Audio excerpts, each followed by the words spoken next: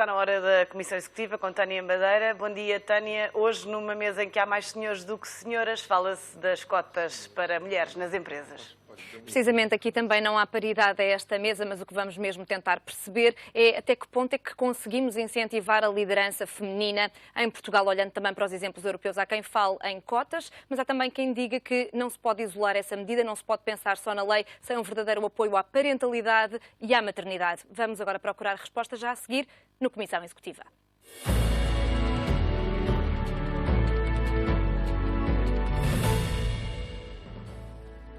Seja muito bem-vindo a mais um Comissão Executiva. São mais propostas para aumentar a liderança no feminino. O Governo quer que as empresas cotadas em bolsa se comprometam em ter 30% de administradoras. Portugal quer assim seguir a tendência da lei de cotas já implementada noutros países, como a Noruega, a Alemanha ou a Espanha. Resta saber se a igualdade entre homens e mulheres nas empresas se faz por decreto. É o tema da Comissão Executiva de hoje, com as presenças de Taufik Rekibi, da Universidade Europeia, Diogo Ribeiro Santos, professor da AESE, Jorge Farinha, vice-presidente da Porto Business School, e Cátia Batista, professora da Nova SBE. Senhores e Cátia, muito obrigada por estarem aqui nesta Comissão Executiva. Gostava de começar por lhe perguntar se acha que faz ou não sentido haver cotas para a contratação de mulheres para a administração das empresas. Eu acho, antes disso, eu gostaria de deixar uma nota prévia. É preciso ver que este relatório que saiu recentemente do World Economic Forum e que faz um ranking dos países relativamente à questão da igualdade do género faz com que chegamos rapidamente a uma conclusão, com algumas exceções, porque ali até algumas classificações curiosas, que existe uma correlação nítida entre o índice de competitividade das economias e a questão das diferenças entre géneros, ou seja, maior é a igualdade de género, maior é a competitividade das economias.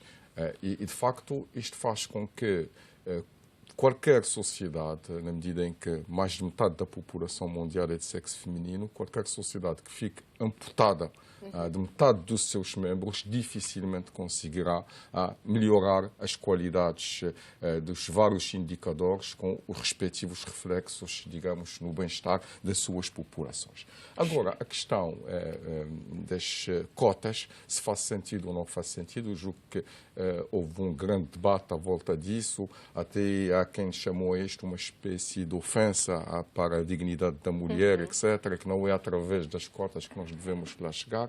E eu até fiquei outro dia perplexo quando vi que podia haver até alguns incentivos financeiros para as empresas que vão, enfim, promover as mulheres para cargos muito mais elevados. Eu considero isto perfeitamente incrível, na medida em que estamos quase a instituir uma espécie de corrupção para promover algo que é um direito, em vez, eventualmente, de penalizar quem está a discriminar homens e mulheres. Mas a questão das cotas pode-se revelar interessante, no fim, digamos, deste percurso de reflexão, pode-se revelar interessante na medida, como foi dito no início, as coisas não são feitas por decreto.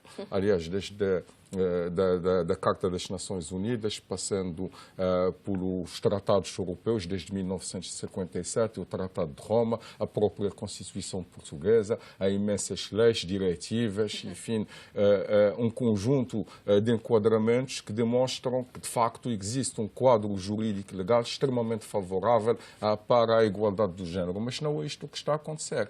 E é curioso também ver que 9 em cada 10 europeus consideram que a igualdade do género é algo extremamente importante e um valor que as sociedades devem ter. Mas quando olhamos para a realidade, embora houve um progresso, sem dúvida, muito significativo em todos os países do mundo, a Europa em particular, há muita coisa para fazer. Porque o grande travão para a consolidação da igualdade é de natureza cultural, comportamental e de mentalidade. E, portanto, é isso que nós devemos mudar. E se nós não conseguimos mudar isso, dificilmente lá chegaremos. Já vamos procurar respostas também. Por agora, Diogo Santos, o que eu gostava de tentar entender consigo é, antes de mais, qual é a sua opinião sobre esta questão da lei de cotas que já existe noutros países. Ainda que não concorde, a questão tem que ver com o facto de muitas pessoas dizerem que isto pode ser uma medida simbólica, uma medida que pode trazer por arrasto uma boa consequência, já que aquilo que os números nos dizem é que, efetivamente, existe um problema. Existem muito menos mulheres do que homens em cargos de liderança nas empresas, ainda que sejam a maior parte das trabalhadoras, a maior parte da força do trabalho de uma empresa não estão nos cargos de liderança. Porquê? Porquê que isso acontece? É um problema complexo, mas desde já, e como disse, não concordo com a lei de cotas. Acho que nos estamos a afastar do critério meritocrático. Nós não devemos, a preocupação não deve ser tanto ter uma determinada proporção de mulheres como administradoras, deve ser termos bons administradores. Ou seja, um reforço das regras de boa governação, termos administradores mais competentes, sermos mais exigentes na escolha de administradores, isso será o importante. Depois, como diz, há outra coisa que me faz alguma confusão, é que a cota sejam só de 30%. Nesse caso, porque não uma cota paritária? A participação das mulheres na população... Pode ser um sinal para começar. Eu penso que isso, o problema... Já que mesmo para chegar a esses 30% há muito trabalho a fazer. Mas é que o teriam problema de ser é que... contratadas em Portugal mais de 65 ou 75 mulheres. Mas provavelmente, mas nesse caso, eu acho que nós estaremos ainda a estreitar os lugares pelos quais as mulheres estarão a competir. Nesse caso, não estão a competir por 100% do Conselho de Administração. Perdão, passariam a estar a competir por 33%.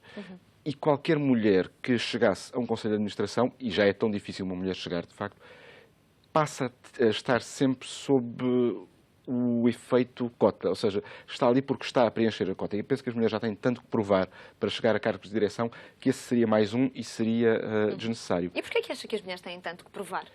Na prática têm tido mais de provar. Quer dizer, e o facto de, estando embora em proporções iguais ou quase paritárias na força de trabalho, as mulheres têm muito menos acesso a cargos de direção do que os homens. Portanto, não sendo à partida menos competentes, são diferentemente competentes, significa que têm de vencer muito mais obstáculos ou é-lhes exigido muito mais para chegar aos mesmos sítios do que um homem e ganham menos, que ainda é outro... assunto que já vamos debater outro também. assunto que eu não me alongaria por aí. Portanto, eu penso que a tendência natural será que, sendo as mulheres, e é curioso, nós estamos atrás da média europeia em muitas coisas, aí não estamos, a participação das mulheres na força de trabalho em Portugal é de 47,6%, comparamos muito bem com os 48% da Suécia, por exemplo, quando a média europeia anda à volta dos 45%, e tudo isto indica que, se formos removendo alguns obstáculos que existam à participação das mulheres no mercado de trabalho, nomeadamente um maior apoio à parentalidade e um maior apoio à distribuição das tarefas de apoio familiar entre o casal ou entre homens e mulheres. Acha que esse é um dos travões? Penso que sim, será um dos travões. E penso que... São as mulheres que não se colocam nessas próprias viagens que sabem que vão ser muito complicadas porque não vão ter apoios. É isso, acha? Não acho que seja só isso. Eu penso que o mercado, em geral, percebe as mulheres como o principal esteio de apoio familiar. E já... Quer isso seja verdade ou não, quer as mulheres estejam predispostas ou não para assumir desafios mais complicados, já à partida, seja desconta nas remunerações, seja hesita em confiar cargos de responsabilidade a mulheres, porque pensa que mais cedo ou mais tarde irão ter de abandonar ou irão dedicar menos tempo ao cargo. Porque, ou vão ter que se ausentar durante o período ou porque vão ter de se ausentar, ou porque, em todo o caso, vão colocar sempre a família em primeiro lugar. E por mais injusto que isto possa ser, porque, bem, convém perguntar à mulher se isto é verdade ou não, se está ou não disposta a fazer isso. Os homens são mais insensíveis. Penso que existe, da parte de quem contrata, de quem decide, essa ideia instalada e penso que demorará algum tempo a alterar essa mentalidade. Portanto, penso que é uma questão cultural e penso que não se resolve com cotas. Vamos ouvir uma mulher sobre este assunto também. Cátia, o que é que tem a dizer sobre esta questão das cotas? É ou não um passo para conseguir qualquer coisa que efetivamente na sociedade se vê que é ainda muito desigual?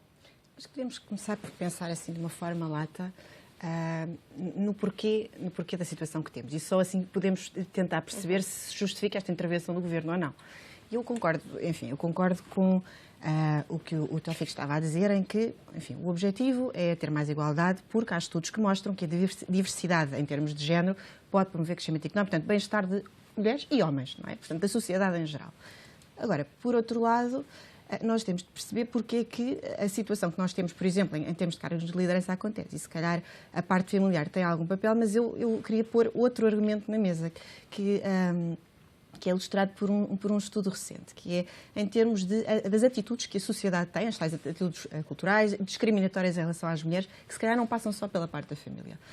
Há um estudo interessante, recente, que fez a seguinte experiência. Enfim, um conjunto de, temos 100 professores de universidades americanas, norte-americanas, homens e mulheres, a quem se enviaram CVs de candidatos para programas de doutoramento. Portanto, eles recebem, os CVs são exatamente os mesmos, simplesmente troca-se o nome. Uns são homens, outros são mulheres. E o que é que nós observamos? Observamos que tanto homens como mulheres escolhem desproporcionadamente homens brancos. Portanto, uma mulher branca a um homem branco, portanto, eu já estou a tirar os assuntos de raça aqui, portanto, que é outro aspecto de discriminação, mas porventura, enfim, não é metade da população que está em situações de discriminação racial.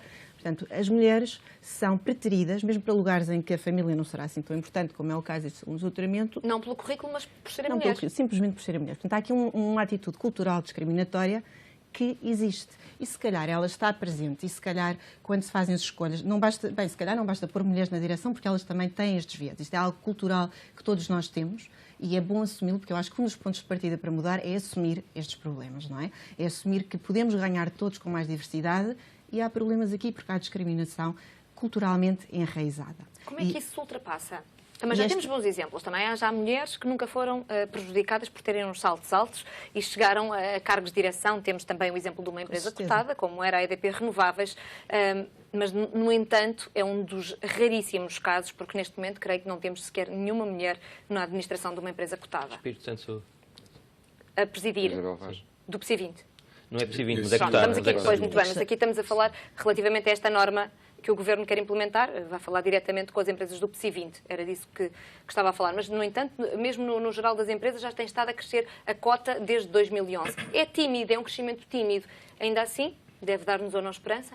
Eu acho que se calhar, se nós formos comparar a qualidade destas mulheres com a qualidade dos homens em lugares comparáveis, vamos ver que elas são ótimas, realmente, e chegaram lá por mérito próprio. Agora, a questão aqui é, quando há falhas de mercado deste género, quando há aspectos culturais, institucionais, se calhar o Governo tem realmente de intervir. Mesmo em termos de, estávamos a falar da divisão doméstica de tarefas, como é que isto se faz?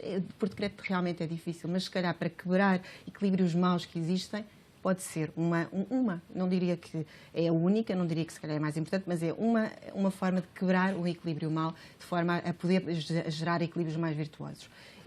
Mas eu acho que mais importante do que isso é, sem dúvida, a educação. Em termos de participação no mercado de trabalho, eu acho que o facto de Portugal ser um país relativamente pobre dentro dos mais desenvolvidos ajudou à paridade. Não é? Em termos de participação no mercado de trabalho. Claro que isto não chega para chegar às direções, mas o facto de nós termos boas estatísticas em termos de participação no mercado de trabalho vem desse facto. Não é? Comparando com outros países europeus, se nós pensarmos em Inglaterra ou na Alemanha, onde as mulheres basicamente têm de ficar em casa com os filhos, elas não escolhem, há aquela imposição cultural em que param a carreira quando têm filhos, às vezes tentam trabalhar em part-time. Longos meses?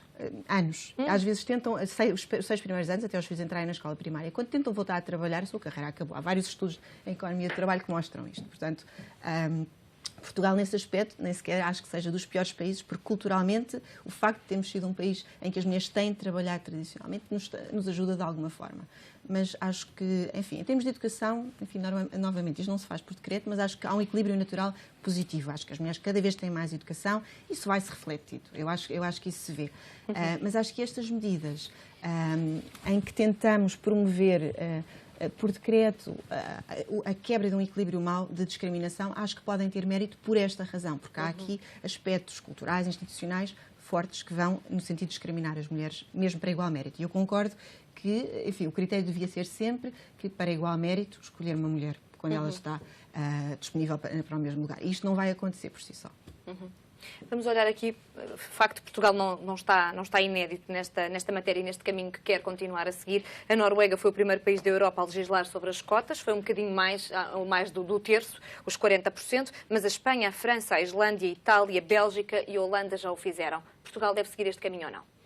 Ora bem, eu acho que o estabelecimento de cotas, estamos a falar de uma imposição estatal e eu, por norma, não gosto desse tipo de imposições, não vou a ponto de dizer que não haja alguns efeitos positivos, mas acho que tem um alcance muito limitado.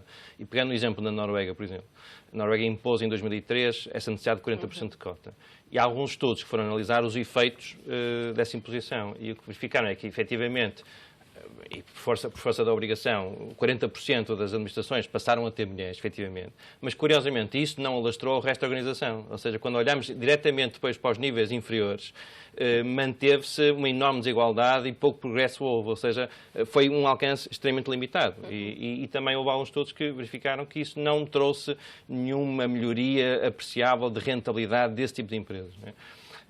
Mas, de qualquer modo, conseguiu esse objetivo, não é? E outros países têm seguido, mas de qualquer modo, fica a noção de que há muito mais a fazer do que simplesmente a imposição de cotas. E a imposição de cotas, mas obviamente, o que é que se pode fazer? Porque há que começar por algum lado. Muito provavelmente, se o mercado não se ajusta sozinho, Sim. que é aquilo que provavelmente não tem acontecido ou tem acontecido de uma forma muito ténue, como já olhamos para os números, entretanto, há que fazer alguma coisa. Se não for esta lei de cotas, o que é que se pode fazer? Mas eu recordo, por exemplo, que em 2012 houve uma deliberação do Conselho de Ministros que impôs um regulamento que as empresas do setor público do Estado tinham que adotar políticas que promovessem a igualdade de géneros. E isso está a acontecer ou não? E quando na sua nós opinião? verificamos as estatísticas, nós observamos qualquer coisa interessante, que muito concretamente nas empresas do setor público tem havido uma percentagem de mulheres nas administrações que são 23%, o que compara com cerca de 10% das empresas privadas cotadas.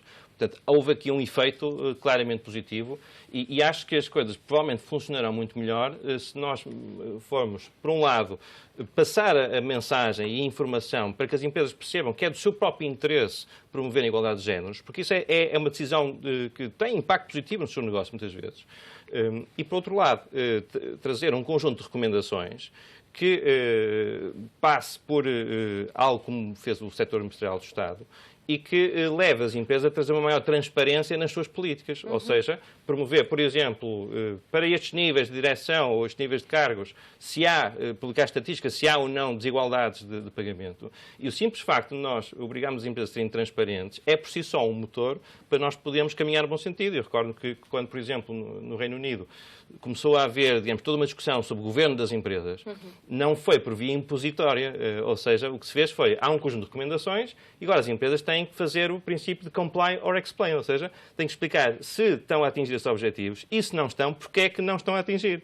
Eu acho que isso é muito mais eficaz porque leva gradualmente a uma maior pedagogia nas empresas para se perceber quais são as vantagens, e são muitas, para ter mais mulheres nas administrações, por exemplo. São muitas. Agora lançou aqui uma algumas brecha de bem oportunidade para fazermos aqui uma ronda sobre as vantagens. É sabido que a igualdade de oportunidades não tem que ver com a igualdade de género. Homem e mulher são diferentes naquilo que dão a uma empresa e na forma como gerem determinadas coisas. Quais são para si as vantagens das mulheres havendo igualdade de oportunidades? Ora bem, há várias vantagens, são documentadas, há estudos sobre isso. Uma das mais interessantes naquilo que tem a ver comigo, que tem a ver com o mundo das finanças, é que as mulheres são conhecidas por terem uma menor aversão ao risco. Ou seja, num contexto em que nós estamos de crise económica, em que o setor financeiro passou por um mau bocado e nós temos a noção de que era preciso ter havido controle de risco mais apertado, nós sabemos que as mulheres têm essa característica. Aliás, eu próprio tenho uma aluna de doutoramento que está a fazer um estudo sobre o desempenho do setor bancário durante o período de crise a nível europeu. E uma das nossas conclusões interessantes é precisamente os bancos que melhor resistiram à crise eram os bancos que tinham maior proporção de mulheres na administração. Ora, está uma boa conclusão. E acho que isso é generalizável noutros estudos. Portanto, há essa dimensão importante que eu acho que é fundamental nos dias de hoje, em que o mundo é cada vez mais dinâmico, mais complexo e mais arriscado. Mas há outras. Nós sabemos que as mulheres têm muito mais vocação para gerar consensos e isso contrasta com alguma atitude, diria, mais autocrática, muitas vezes, por parte dos gestores mais masculinos. Sabemos também que as mulheres têm maior responsabilidade social, têm maior preocupações desse género. Sabemos também que têm maior preocupação com o equilíbrio familiar e profissional. E nos dias de hoje, em que os níveis de stress que as empresas impõem aos seus colaboradores passa muito por criar mais dificuldades para o equilíbrio familiar, eu acho que as mulheres têm um papel importantíssimo para promover, digamos, essa melhor consideração das empresas para esse equilíbrio. Então, fico seguindo esta linha. Efetivamente, também li um artigo que dizia que desde 2011 cresceu desta forma um bocadinho mais acelerada do que nos últimos anos o papel das mulheres nas empresas em cargos de administração, muito por conta da crise. Creio que alguns gestores acreditam que as mulheres são melhores para gerir estes tempos mais conturbados, porque conseguem fazer muitas coisas ao mesmo tempo, porque conseguem equilibrar emocionalmente várias coisas ao mesmo tempo, não consegue ter esta sensibilidade sem olharmos só para estudos e números e percentagens. É possível que as mulheres sejam mais resilientes. Por exemplo, na minha equipa da reitoria da Universidade Europeia, aqueles que trabalham diretamente comigo, têm 11 pessoas, 6 das quais são mulheres. E, de facto, eu não noto na prática, grandes diferenças em termos de capacidade de desempenho, não é? Até diria que algumas são muito mais, enfim, assertivas na forma com a qual desempenham as suas tarefas, muito mais bem organizadas, muito mais disponíveis. E não noto, sinceramente, não noto, por exemplo, mesmo aqueles que desempenham as funções mais elevadas, não noto diferenças significativas, até diria bem pelo contrário. E quando olho mesmo para as outras áreas da universidade, onde nós temos um departamento financeiro, um departamento de marketing, etc., a nossa CFO é uma senhora e, portanto, que de uma competência, enfim, que lhe é reconhecida a nível do nosso grupo, portanto, não está em causa, digamos, os skills. Eu acho que o que infelizmente está a acontecer na sociedade é aquele discurso politicamente correto, ou seja, todos nós concordamos que as mulheres têm que ter a igualdade, que fazem falta. Mas ela não existe. Mas na verdade eu concordo aqui, ela não existe. Não existe porque existem vários preconceitos, porque existem também realidades que fazem com que a mulher seja travada no seu processo de progresso. E quando se falou da mulher, da maternidade, da igualdade, do desempenho de funções dentro da própria família, eu acho que isto constitui um travão maior para a mulher poder eventualmente concorrer para outros cargos. E isto advém também do facto que o trabalho dentro do domicílio ainda não é reconhecido como uma atividade profissional, porque a partir do momento que o trabalho dentro do domicílio, tratar dos filhos, tratar dos pais idosos, tratar da família, passa a ser uma atividade, enfim, reconhecida do ponto de vista económico, isto poderá eventualmente alterar as coisas, porque terá um impacto quer em termos fiscais, quer em termos de rendimento, etc., e pode criar condições para que as funções possam ser desempenhadas tanto por um sexo como pelo outro. E penso que isto também deve ser encarado de uma forma séria, a ver como é que dentro da empresa e fora da empresa esta paridade possa se exercer, porque estamos a olhar mais para os aspectos profissionais. Reparem, o grande problema do desequilíbrio em Portugal não é uma questão, por exemplo, relacionada com a educação. Hoje, na educação, Portugal merece a nota máxima, portanto, há uma igualdade consagrada e comprovada empiricamente. O problema está essencialmente no tratamento salarial e as diferenças que existem entre homens e mulheres em termos remuneratórios. E, por isso, este problema existe e persiste e que faz com que Portugal esteja, basicamente, no fim do terço da tabela. Estamos no 39º lugar, se não estou em engano, enfim, em linha com o nosso lugar em termos de competitividade, porque estamos no lugar 35. Se calhar o Diogo consegue ajudar-nos, lançou há pouco o tema e agora pedi-lhe para continuar um pouco mais o seu raciocínio relativamente a esta questão da desigualdade entre salários. Até que ponto é que ela vai? Temos números, temos estudos? Temos números em Portugal e remeto-me para dados de 2013 da Pordata. Em Portugal, em 2013, os homens ganhavam em média mais 13% que as mulheres. Não é um número muito alto. Mais uma vez estamos abaixo da média europeia, que anda à volta dos 16%. O número mais alto é a Estónia, com 30%, logo seguido pela Áustria, com 23%. O que é particularmente assustador é que entre 2007 e 2013 esse número aumentou 50%. Foram os únicos... Porquê? A que é que se deve? É uma muito boa pergunta. Eu penso que nos estamos a aproximar dos números de países desenvolvidos que são todos muito superiores. Mesmo a Noruega a diferença é de cerca de 20%, ou seja, a diferença medida em percentagem do salário da remuneração média dos homens é de 20%. Na Alemanha também anda em números muito elevados. Alguns dos países, na Bélgica, por exemplo, são 5% de diferença, mas, em geral, em todos os países com maiores rendimentos na Europa, com maior riqueza da Europa, a diferença entre a remuneração média dos homens e das mulheres é muito grande. Eu penso muito que bem, ficamos com os números nesta primeira parte e vou aguardar as explicações para a segunda parte. Assim deixamos também aqui qualquer coisa para os telespectadores continuarem a acompanhar-nos na segunda parte desta Comissão Executiva. Fico para ver. Até já. De novo, bem-vindo à Comissão Executiva. Estamos hoje a olhar para o tema da paridade entre as mulheres e os homens no mercado de trabalho. Deve ou não haver uma lei de cotas que imponha 30% ou 40% de mulheres em cargos de administração nas empresas do PSI 20? já agora noutras empresas também. É o tema que nos traz aqui hoje e há pouco estávamos a olhar para os números relativamente à paridade entre salários ou não. As mulheres recebem efetivamente menos, em média, do que os homens no mesmo trabalho, na mesma função. E estávamos a utilizar números médios e o problema de se olhar para as médias é que o desvio padrão pode ser muito grande e poderemos estar a incluir coisas muito diferentes nas médias. Mas no espaço europeu, e mesmo fora da União Europeia, a realidade é que não há nenhum país em que não exista disparidade salarial e mesmo nos países mais avançados e mesmo nos países nórdicos, a disparidade salarial é muito grande. Não sabe, e, sobretudo, apesar de haver uma tendência para fechar o gap fechou entre 2007 e 2013 entre 7% a 9%.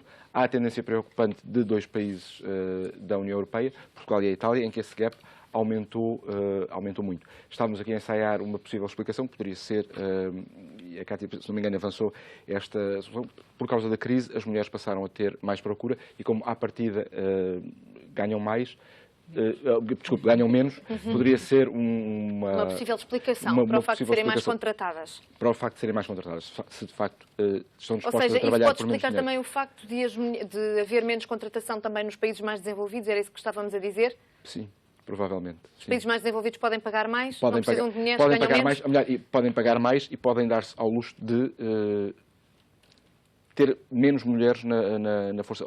Não que isso seja uma boa decisão e, como o Taufik diz, isso tem reflexos na competitividade. Ou seja, a competitividade desses países seria melhor se as mulheres não tivessem de ficar em casa durante um período tão alargado como a Cátia exemplificou ainda há pouco. Mas é de facto Eu penso que uma das explicações por trás disto e para o facto desta disparidade salarial ser algo tão constante em toda a Europa, em todos os países, mais e menos desenvolvidos, pode ser o facto, e eu volto à explicação do apoio familiar, não porque não haja outras, mas porque neste momento não estou a ver uma melhor, mas aceito outras, obviamente.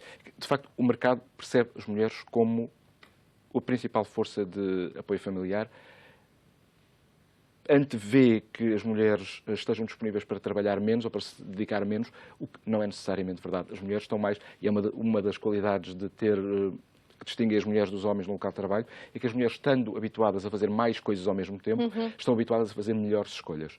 Escolhem melhor como racionalizar o tempo e dedicam-se muito e preocupam-se em isolar muito tudo o que não é trabalho durante as horas de trabalho e durante as horas de trabalho dedicam-se muito. Isto não estou a apoiar-me em estudos, é algo meramente empírico de resultado da observação de mulheres com quem trabalhei. Mas penso que pode haver uma tendência generalizada para, de facto, considerar que a mulher, enquanto elemento da força de trabalho, dedica menos horas, traz menos à empresa, como tal, desconta-se isso na remuneração. Obviamente não é justo, mas o facto de haver, mesmo em termos médios, uma disparidade tão grande e de se verificar, tanto no espaço europeu, apesar de haver uma tendência para decrescer, penso que esta poderá ser uma das explicações. Toda essa disparidade é maior quando estamos a falar de quadros superiores. Mais um estudo, ora estamos no domínio do empírico ou dos estudos, não temos muito mais dados. Em Portugal, as mulheres ganham em média menos 18% do que os homens, têm mais dificuldade na obtenção de trabalho, trabalham mais 13 horas semanais do que o sexo oposto e prevê-se que sejam necessários pelo menos mais 10 anos para que seja atingida a paridade a nível global, revela uma análise da Universidade Portucalense. É mais um estudo a que se juntam tantos outros, a tendência é quase sempre a mesma, o que varia são aqui os números, mais um dígito, menos um dígito. No entanto, a tendência parece ser esta e parece haver ainda muitos anos pela frente de combate. Sim, esse estudo é claramente otimista. Em 10 anos nós não vamos ter este problema resolvido, acho que é bastante claro. Sim, há outros que dizem que a paridade pode alcançar-se em 75 anos, por exemplo. Fui buscar o mais otimista. Eu por acaso, esse dos 75 anos soa mais realista do que dos 10 anos. Eu acho que, pronto, enfim, repetindo um pouco o que já estivemos a dizer e fazendo um pouco o sumário, eu acho que, de facto, pronto, sendo que nós temos dados de que é bom que haja mais paridade entre géneros. Mesmo em termos de crescimento económico, bem-estar da sociedade como um todo. Por outro lado, o aspecto de nós temos evidência sólida de que existe discriminação e de que existe, de facto, não são apenas os mercados que percebem as mulheres como tendo mais responsabilidades familiares. É um facto. E, portanto, se nós tivermos em conta estes dois factos, portanto, há aqui tradições culturais, há aqui tradições, há práticas enraizadas que conduzem a uma falta de paridade de géneros que não é boa. Portanto, se nós partimos deste pressuposto, nós temos aqui argumentos para a intervenção do Estado, não é? E, portanto, acho que, de facto, há que pensar em medidas que promovam a paridade, nomeadamente dentro de casa. Isto é muito difícil, quer dizer, pôr o Estado a legislar no que acontece dentro das casas é algo estranho. Mas eu acho que há um bom exemplo. Por exemplo, quando pensamos em licenças de maternidade. Hoje em dia, há uma licença de paternidade também, e há um mês que, se o pai não gozar, a família não goza. Este é o tipo de medidas que eu acho que tem um impacto positivo dentro de casa e que não é excessivamente intrusiva. Portanto, eu acho que pensar em medidas nesta linha pode ser bom, porque de facto o problema familiar, o problema da falta de paridade na divisão de tarefas domésticas, nomeadamente do apoio à família por parte das mulheres, é algo que prejudica as mulheres, ainda que elas se tornem mais eficientes no local de trabalho, ainda que consigam, enfim, fazer assim, magia nas diversas dimensões do trabalho. Acho que há aqui algo que pode ser mudado e, portanto, as cotas vão no sentido de alterar equilíbrios maus que existem. As elites não têm mulheres por regra, a não ser casos excepcionais, que só confirmam a regra de alguma forma. E, portanto, eu acho que, de facto, depois temos aqui acho que temos que ser mais criativos pessoas que têm outros argumentos. Por exemplo, o presidente da Euronext disse que esse não é um bom caminho e que, efetivamente, as empresas cotadas já têm tantas regras, tanta regulamentação, que não devem ter mais uma regra ainda em cima, numa altura em que se pretende que venham mais investidores para a Bolsa, que venham mais empresas também para a Bolsa. Portanto, cada um, naturalmente, com a sua perspectiva. Esse argumento não é um argumento sólido, sinceramente, porque nós temos aqui argumentos sólidos, estudos que mostram que isso não é... Enfim, há benefícios que essas empresas podem ter e os investidores estrangeiros, se forem não demasiado discriminatórios, se tiverem a mente aberta e olharem para os estudos, veem que as empresas podem beneficiar se de facto tiverem mais mulheres. E, nesse sentido, há argumentos para fazermos esta intervenção estatal. Portanto, eu também não sou a favor de o governo intervir genericamente na economia. Eu sou a favor que isto aconteça quando há falhas de mercado. Todos nós somos professores de economia, sabemos, pronto, pensamos, acho eu, que temos este ponto de partida em comum. E, portanto, se nós conseguimos demonstrar que há aqui falhas de mercado, que de facto há tradições culturais, institucionais que prejudicam a produtividade, a competitividade das empresas, então qualquer investidor estrangeiro que olhe para factos vai achar que isto é algo bom. Portanto, acho que isso é uma má desculpa. Discutindo um bocadinho mais a política e agora menos a economia, este governo não é muito interventivo naquilo que diz respeito à vida das empresas. Gosta de deixá-las a criar e voar e serem elas a fazer. Acha um bom princípio? Em geral, eu acho um bom princípio. Eu acho que todos Mas acha concordamos. que haveria uma mudança de política, por exemplo, se fosse António Costa o próximo primeiro-ministro? Há uma mudança de pensamento relativamente ao apoio à parentalidade ou no que diz respeito às mulheres em cargos de administração nestes dois governos? Eu, sinceramente, como digo, eu não gosto de ver o Estado a intervir demasiado na vida de empresas ou na economia em geral. Eu acho que há aqui um bom caso para se tomarem medidas pontuais que vão no sentido de promover a paridade de géneros, mas eu não sou a favor de começarmos agora a regular o número exato que cada empresa deve ter de mulheres na sua administração, por exemplo. Eu acho que o princípio geral, que é fácil e que não é demasiado interventivo, é para mérito igual escolhermos mulheres, porque isto vai contra aquilo que temos e é algo que pode ser bom para as empresas. Mas quem é que avalia isso, para mérito igual? É sempre um critério um pouco subjetivo. E esse é o ponto em que nós podemos considerar que ter cotas é uma coisa boa, porque não há decisores neutros. Mesmo que tenhamos mulheres a decidir sobre mulheres, isso não vai acontecer. Portanto, este estudo que eu estava a citar mostra exatamente isso. É que este viés, esta discriminação contra a contratação de mulheres não é só da parte dos homens, é da parte das mulheres também. Ainda assim, não sei se é da mesma maneira, isto porque há um outro estudo que tem aqui no meio deste conjunto de papéis que nos diz que normalmente os homens escolhem para se rodear numa administração mais homens, mas as mulheres preferem equipas mistas. Eu julgo que há muitos estudos e que eles não vão todos na mesma direção. E eu não tomaria como dado que as mulheres vão escolher mulheres e que as vão escolher competentes. Portanto, eu acho que esta questão das cotas pode pelo menos obrigar a que haja uma reflexão, a que se olhe realmente para os currículos das pessoas que têm à frente e se tente escolher as mais competentes que se candidatam. E nós, particularmente em Portugal, num país em que as mulheres participam no mercado de trabalho, em que têm uma educação tão boa ou melhor do que a dos homens, acho que isto pode ser uma coisa boa, porque vai obrigar os decisores, aqueles que contratam, a olhar mais para as mulheres candidatas que têm à sua frente. Isto pode, de facto, criar um equilíbrio mais positivo e isto ajuda a quebrar preconceitos. Porque eu acho que aquilo que nós estamos a falar em termos de informação, acho que isto é importante, acho que é muito importante em termos de a maneira como se pode mudar mentalidades, não é só por decreto, com certeza, e talvez aqui haja um pequeno papel para a intervenção do Estado, mas mais do que isso é preciso que as pessoas tomem consciência da desigualdade que existe. Porque, por exemplo, quando nós citamos estes números de que as mulheres ganham menos do que os homens, há imensos argumentos. Enfim, estávamos a fazer de alguns, há muitas pessoas que argumentam é assim porque elas trabalham menos, têm tratado a família. Portanto, este argumento não é assim tão bom, porque isto acontece muito, porque as mulheres não são escolhidas para a direção e na direção não. Enfim, portanto, os salários vão ser mais baixos por causa disso e, portanto, nós muitas vezes estamos aqui a esconder os factos. Portanto, acho que é muito importante que haja mais debates, que haja mais informação, que se tome consciência de facto que há um problema de discriminação. E só assim é que ele pode mudar. E, portanto, acho que a parte de informação e mais estudos é importante e acho que há algum papel para o Estado. Mas eu não queria... Eu acho que temos de ser cuidadosos por outro lado. Não vamos agora dizer que o Estado vai pôr mulheres em todo lado, porque isso seria péssimo, com certeza. Iam-se promover imensas pessoas sem o mérito necessário para fazer a diferença. E aí, se calhar... Equilíbrio em tudo, não é? Com certeza. Mulheres não faltam para contratar. Cada vez mais estudantes, com cada vez melhores notas. Mulheres não faltam e, de facto, se há uma coisa que nós sabemos é que hoje em dia a maior parte da população estudantil universitária são mulheres. E, portanto, nós deveríamos estar à espera que daqui a não muitos anos que fossem exatamente também as mulheres a terem a maior parte dos lugares cimeiros, lugares de responsabilidade da maior parte das organizações. Portanto, se isso não está a acontecer, nós temos que tomar as medidas, e não só para tentar perceber porque é que isso não acontece, mas também o que é que pode ser feito. E essa disparidade que existe no mercado de trabalho, existe também em termos de médias, de notas ou não? Os homens são melhores alunos do que as mulheres? Não, ao contrário. As mulheres normalmente são melhores alunas que os homens. Em todas as áreas? Sabemos isso, talvez por uma dedicação superior, uma maior capacidade de focalização. Os homens têm interesses às vezes um bocadinho divergentes e têm alguma dificuldade em fazer várias coisas ao mesmo tempo. As mulheres conseguem conciliar o estudo eventualmente melhor com outras coisas. Mas nós sabemos isso, que as mulheres aliás, eu verifico, eu próprio, enquanto docente, que sistematicamente nós verificamos que há um aumento, eu diria, de percentagem de alunas com as melhores classificações. Não é? Agora, o que é que isso nos pode levar a fazer? Mais uma vez, eu acho que tem que ser uma mistura de informação, de recomendações, de transparência e talvez de incentivos. Agora, imposições... Incentivos. Agora falou numa palavra importante. Poderia dar aso ou não, dizia o tal fica há pouco, a uma espécie de corrupção, não é? Porque as empresas efetivamente estavam à espera do benefício para contratar a mulher, mas se tiver que ser assim, o que é que lhe parece? É melhor do que uma ação intrusiva de imposição. Portanto, eu acho que funciona sempre melhor, digamos, uma cenoura do que o pau, não é?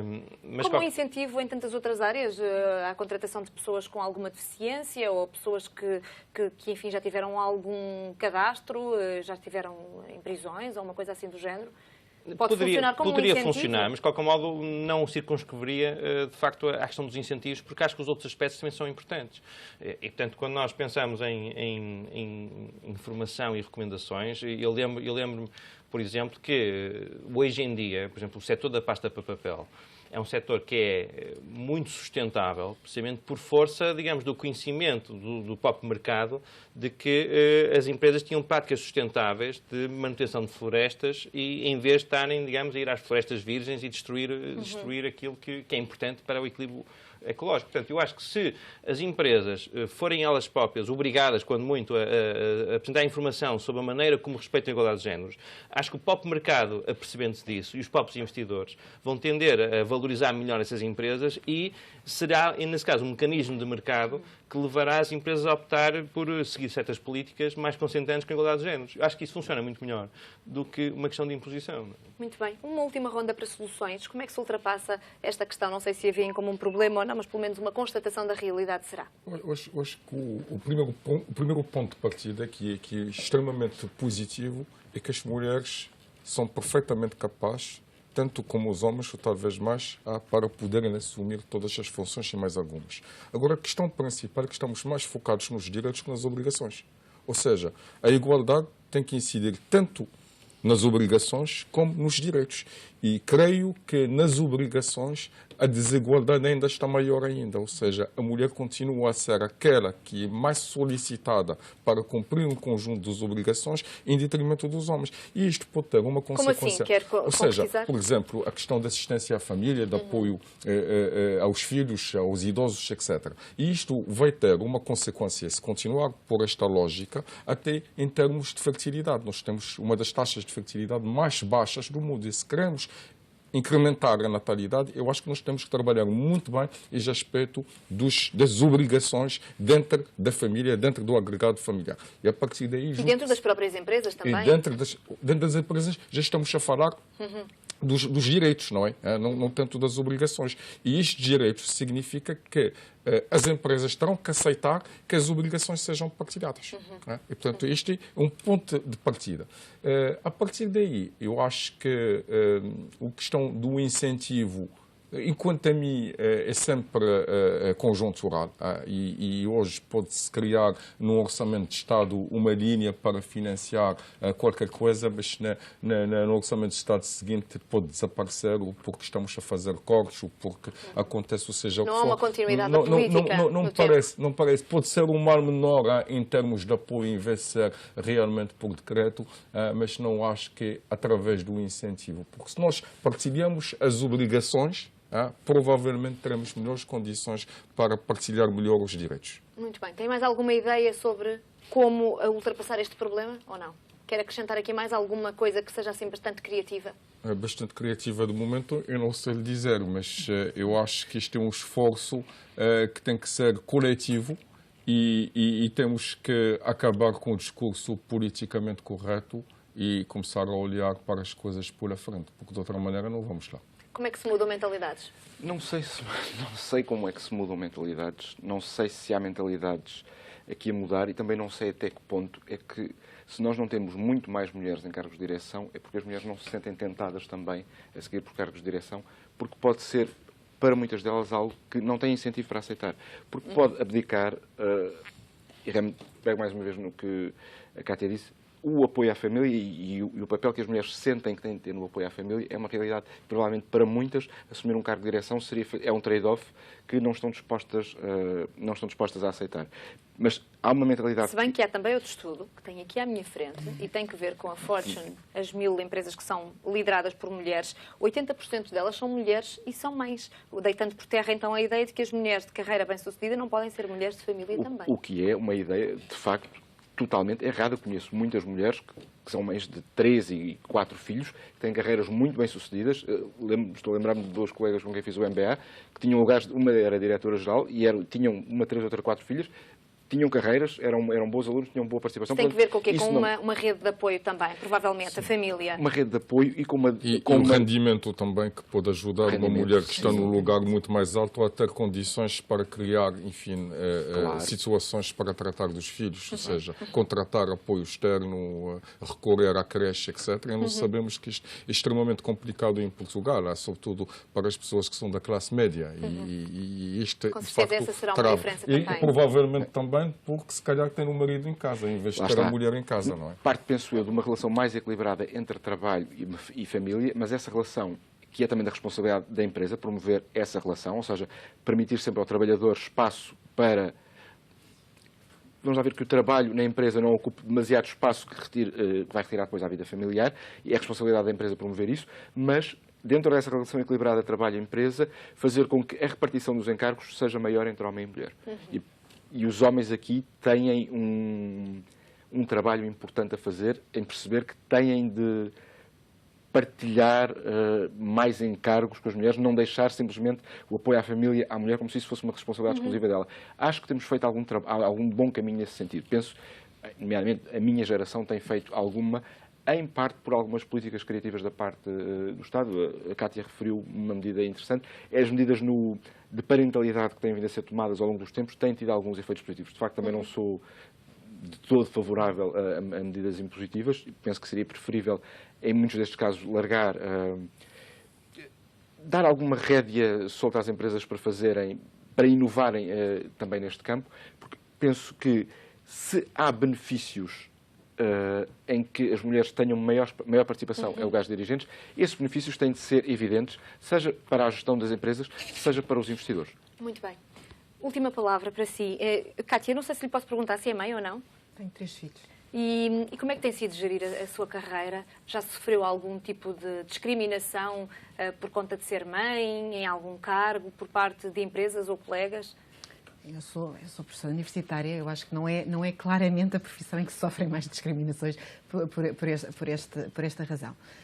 Eu acho que ser mãe e ao mesmo tempo ter uma carreira profissional é uma aprendizagem. Isso, sem dúvida, nós aprendemos de facto muitas coisas. Mas eu acho que não devemos olhar demasiado a casos concretos, ao meu ou outros, mas devemos, porque, enfim, nós sabemos que em média homens e mulheres são diferentes, mas sabemos que casos específicos há muitos que não há assim tantas diferenças e, portanto, eu acho que olhar assim casuisticamente não é se calhar o melhor passo em frente em termos de prosseguirmos este objetivo de maior paridade entre géneros. Eu diria, por exemplo, o que o Diogo estava a dizer, que nós ainda estamos longe de termos um cenário ideal em que tanto a mulher como o homem decidem o que é que preferem. Se preferem dedicar-se mais à família, se preferem dedicar-se mais ao trabalho. Nós estamos muito longe disso, porque as mulheres não têm, de facto, a oportunidade de fazer esta escolha. Não é?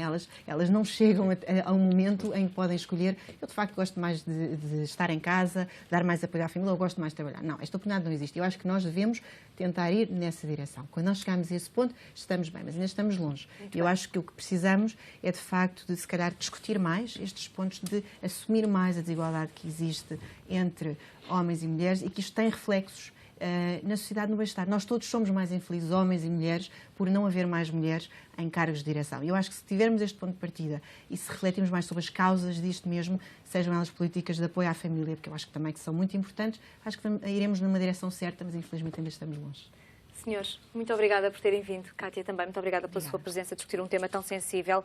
Nós terminamos por aqui esta Comissão Executiva. Estamos de volta na próxima semana. Volte connosco também. Até lá.